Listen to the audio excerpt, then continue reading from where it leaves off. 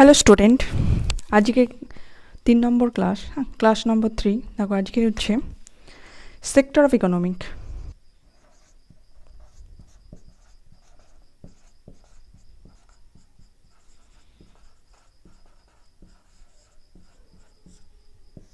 চলো, sector of ইকোনমিকে আমরা কী করি, 3 ভাগে ভাগ করে থাকি। সেক্টর অফ ইকোনমিকে আমরা 3 ভাগে ভাগ করে থাকি।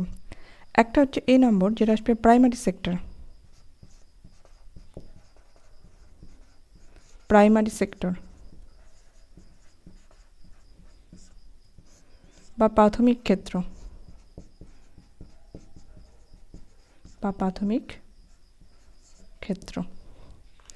প্রাইমারি সেক্টর বা প্রাথমিক ক্ষেত্র আমরা কাকে বলি? দেখো, প্রকৃতি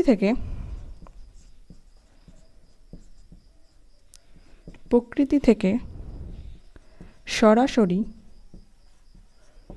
যে সমস্ত প্রোডাক্ট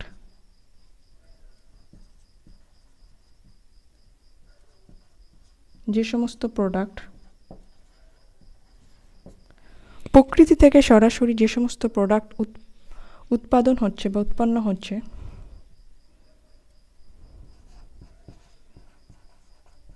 উৎপন্ন হচ্ছে তাকে বলি প্রাইমারি সেক্টর। তাহলে প্রকৃতি থেকে সরাসরি যে সমস্ত প্রোডাক্ট উৎপন্ন হচ্ছে তাকে আমরা বলে থাকি প্রাইমারি সেক্টর। যেমন কৃষিকাজ, মৎস্য উৎপাদন,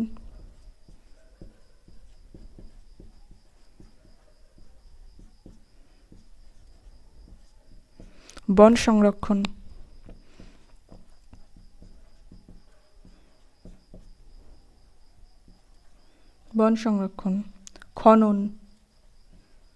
খননের মধ্যে কি পড়ছে? পেট্রোলিয়াম, বিভিন্ন খনিজ পদার্থ, সেই সমস্ত খননকে বোঝাচ্ছে। তাহলে প্রকৃতি থেকে সরাসরি যে সমস্ত প্রোডাক্ট উৎপন্ন হচ্ছে তাকে বলে থাকি প্রাইমারি সেক্টর বা প্রাথমিক ক্ষেত্র। যেমন কৃষিকাজ, মৎস্য উৎপাদন, বন্য সংরক্ষণ, খনন এক্সেট্রা। প্রাইমারি সেক্টর থেকে দেখো, প্রাইমারি সেক্টরে 50%-এর বেশি মানুষ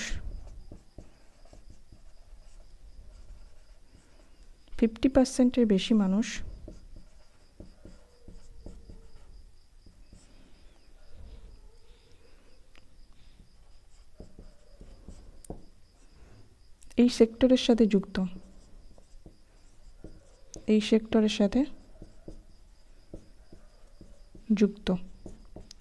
50%-এর বেশি মানুষ এই সেক্টরের সাথে যুক্ত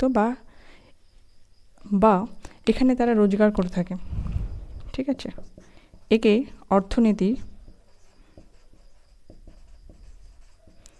অর্থনীতি ব্যাকবোন বলা হয়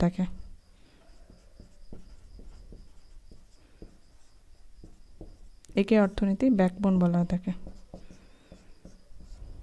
প্রাইমারি সেক্টর থেকে জিডিপির 16% টাকা আসে।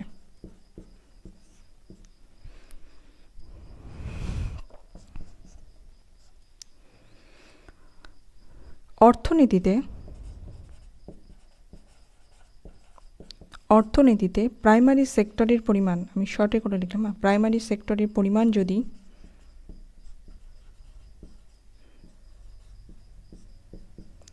বেশি হয় তাহলে সেই দেশ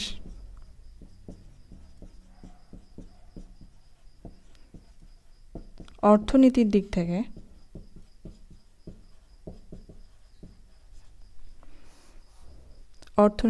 থেকে ডিক্রিজড হয়েছে, মানে হচ্ছে তোমার নিচের দিকে নামবে।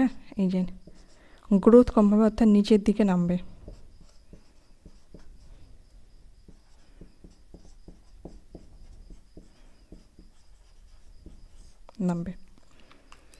তাহলে সেক্টর অফ ইকোনমির মধ্যে সেক্টর অফ ইকোনমিকে আমরা 3 ভাগে ভাগ করি। ঠিক আছে, প্রাইমারি সেক্টর অফ ইকোনমিকে আমরা 3 ভাগে ভাগ করি। প্রাইমারি সেক্টর প্রকৃতি থেকে সরাসরি যে সমস্ত প্রোডাক্ট উৎপন্ন হচ্ছে তাকে বলে থাকি, যেমন কৃষিকাজ, মৎস্য উৎপাদন, বন সংরক্ষণ, খনন, পেট্রোলিয়াম, খনিজ পদার্থ যে সমস্ত খনন সেটাকে। 50%-এর বেশি মানুষ এই সেক্টরের সাথে যুক্ত থাকে, একে অর্থনীতির ব্যাকবোন বলা হয়ে থাকে। এখান থেকে অর্থাৎ প্রাইমারি সেক্টর থেকে জিডিপি 16% টাকা আসে, এবং অর্থনীতিতে প্রাইমারি সেক্টরের পরিমাণ যদি বেশি হয় তাহলে বোঝা যায় সেই দেশের অর্থনীতি ডিক্রিজ হচ্ছে, অর্থাৎ নিচের দিকে নামছে।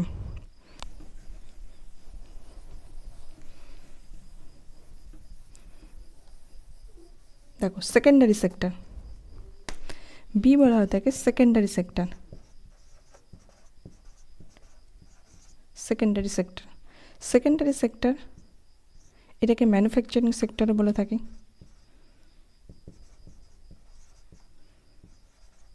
ম্যানুফ্যাকচারিং সেক্টর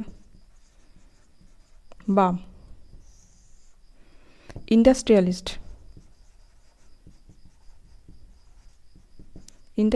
সেক্টরে বলে থাকি। সেকেন্ডারি সেক্টর, ম্যানুফ্যাকচারিং সেক্টর বা ইন্ডাস্ট্রিয়ালিস্ট সেক্টর এটাকে বলে থাকি। সেকেন্ডারি সেক্টর কি? প্রাইমারি সেক্টর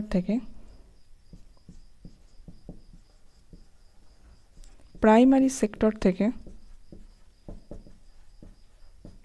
যে সমস্ত প্রোডাক্ট, প্রাইমারি সেক্টর থেকে যে সমস্ত প্রোডাক্ট উৎপন্ন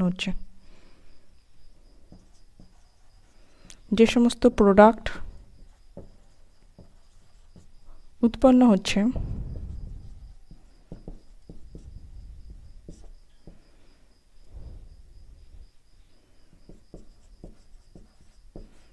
সেগুলিকে কারখানায় নিয়ে এসে নতুন প্রোডাক্ট সৃষ্টি করছে, কারখানায় নিয়ে এসে নতুন প্রোডাক্ট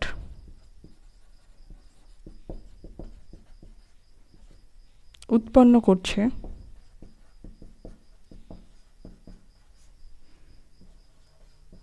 তাকে বলি। প্রাইমারি সেক্টর থেকে যে সমস্ত প্রোডাক্ট উৎপন্ন হচ্ছে সেই সমস্ত প্রোডাক্টগুলোকে নিয়ে এসে কারখানায় নিয়ে এসে নতুন প্রোডাক্ট উৎপন্ন করছে তাকে বলে থাকি। যেমন দেখো গম, প্রাইমারি সেক্টর কৃষিকাজ, এখান থেকে কি হচ্ছে ময়দা, এটাকে বলে থাকি সেকেন্ডারি সেক্টর। এটা কারখানায় নিয়ে এসে যখন ময়দা তৈরি করছে এটাকে আমরা বলে থাকি সেকেন্ডারি সেক্টর।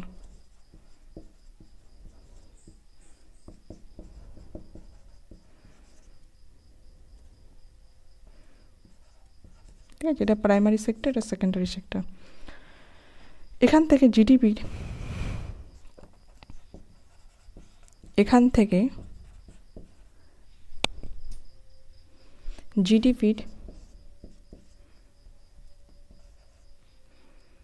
30%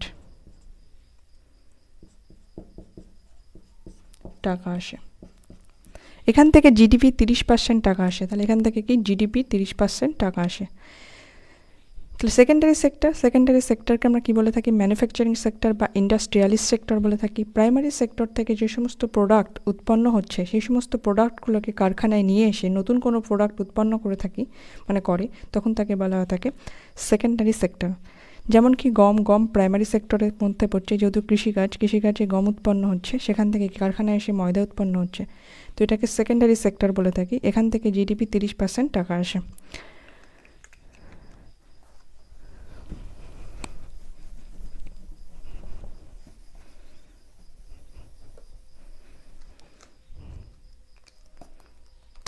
তিন নম্বর হচ্ছে টারশিয়ারি সেক্টর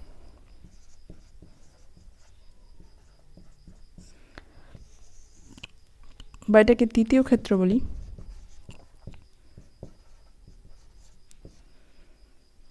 এটাকে আমরা সার্ভিস সেক্টরও বলে থাকি।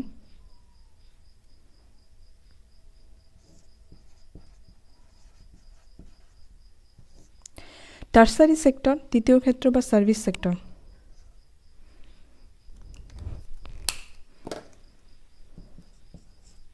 দেখো প্রাথমিক ক্ষেত্র ও দ্বিতীয় ক্ষেত্র থেকে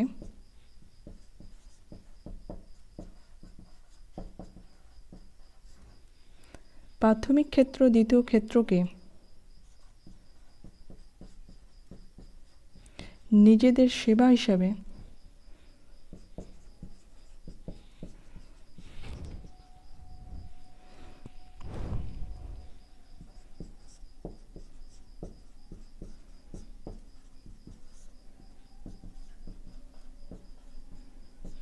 প্রাথমিক ক্ষেত্র ও দ্বিতীয় ক্ষেত্রকে নিজেদের সেবা হিসেবে প্রদান করে তাকে বলা হয় থাকে।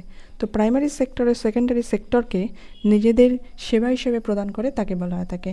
যেমন পরিবহন,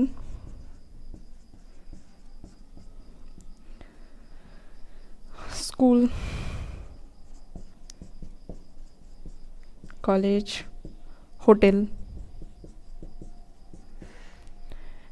পরিবহন, স্কুল, কলেজ, হোটেল, বিমা, ব্যাংক, হসপিটাল। ঠিক আছে, সব কিছু পরিবহন, স্কুল, কলেজ, হোটেল, বিমা, ব্যাংক, হসপিটাল, বিভিন্ন যে রেস্টুরেন্ট, সেই সমস্ত রেস্টুরেন্টকেও বলা হয়ে থাকে। হেলথ, স্টোরেজ, বিভিন্ন যে হেলথ,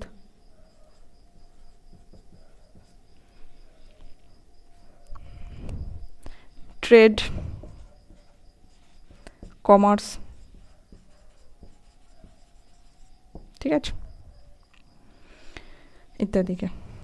তাহলে পরিবহন, স্কুল, কলেজ, হোটেল, বিমা, bank, hospital, health, trade, commerce etcetera সমস্ত কিছুকে বলা হয় থাকে টার্সারি সেক্টর, যারা নিজেদেরকে সেবা হিসেবে প্রদান করে থাকে।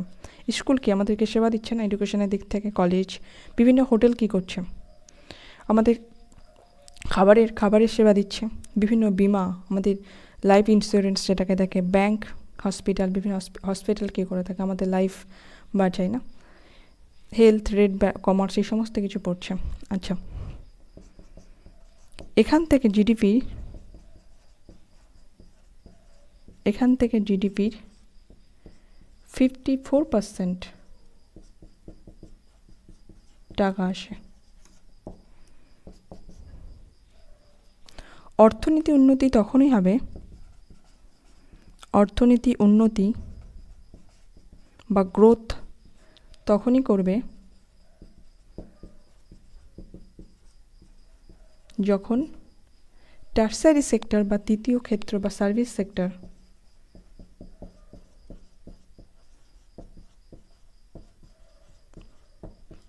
সেক্টরের পরিমাণ বাড়বে।